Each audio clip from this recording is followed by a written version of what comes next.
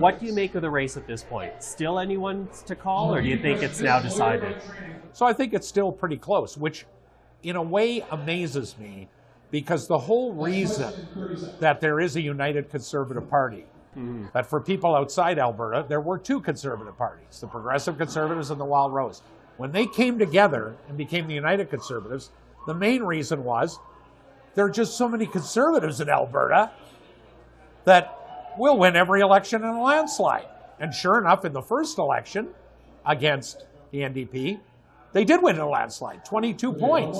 Yeah. 22-point landslide. So they figured if we get together, we're going to have such a pool of Conservative voters in Alberta, we'll be untouchable.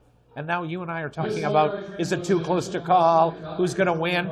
Even those questions, at one level, I'm pinching myself that it's this close. Yeah. Because the United Conservative Party was supposed to win every election. Okay, so from their perspective then, what went wrong?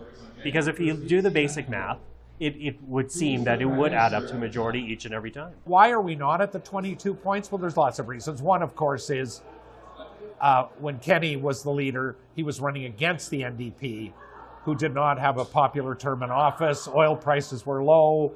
There was a carbon tax that came in. There were fights with Ottawa, etc.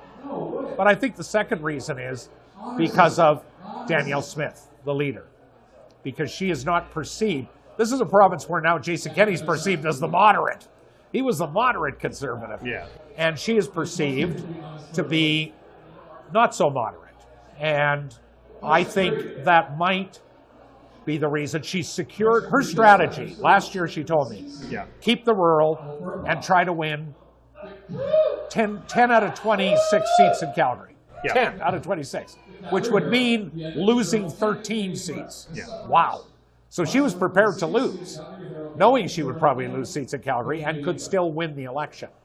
So, whereas when you would talk to former Premier Kenney, he would want to go 87 out of 87 seats. That's just how he was. He wanted to win every seat. Certainly the message from her is, I understand that you have problems with my past comments, and she's apologized for it. Where did that apology land?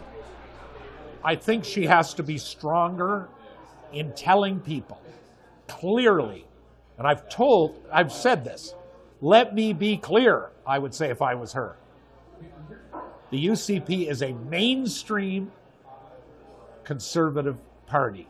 Big tent, mainstream, welcoming, a wide spectrum of opinion within what would be defined as conservatism.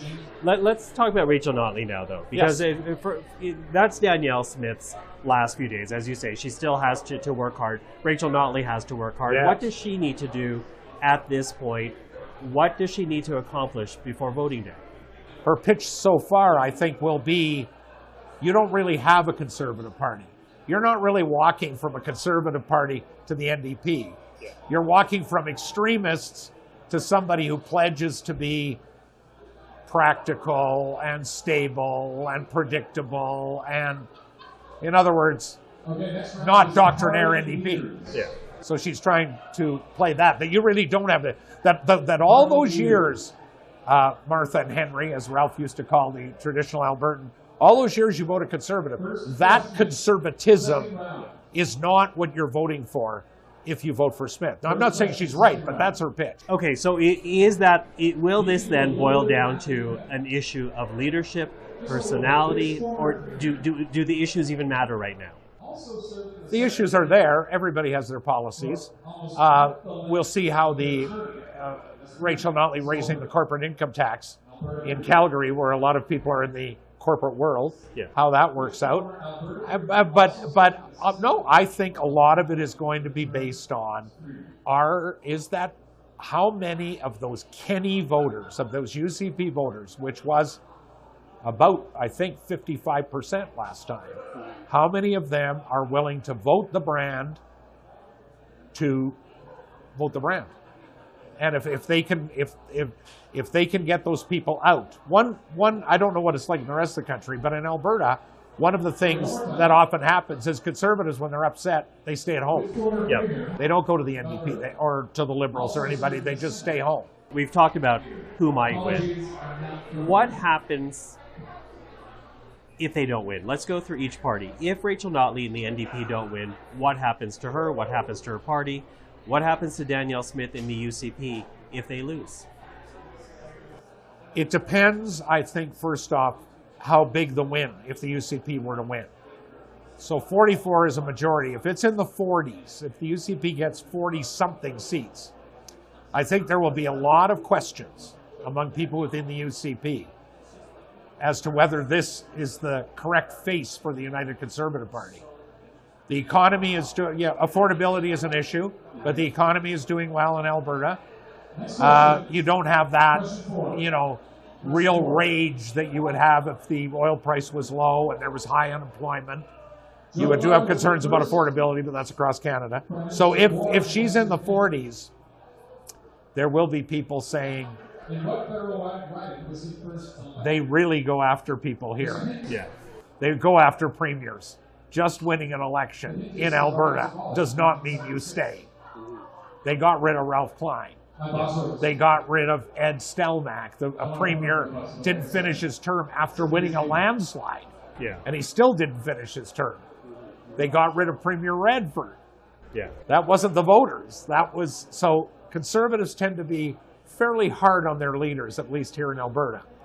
So in the case of the UCP, I think if she gets in the 40s, people are going to say, they're going to start questioning her leadership. Some people will. Yeah. And if Rachel Notley and the NDP loses, what happens to her? What happens to the party?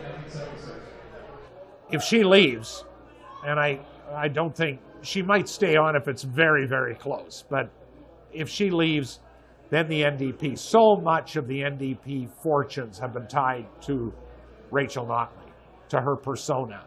It's not like there's an heir apparent that I can spot. So she managed to accomplish a lot. I think the NDP, will really have to regroup if she leaves.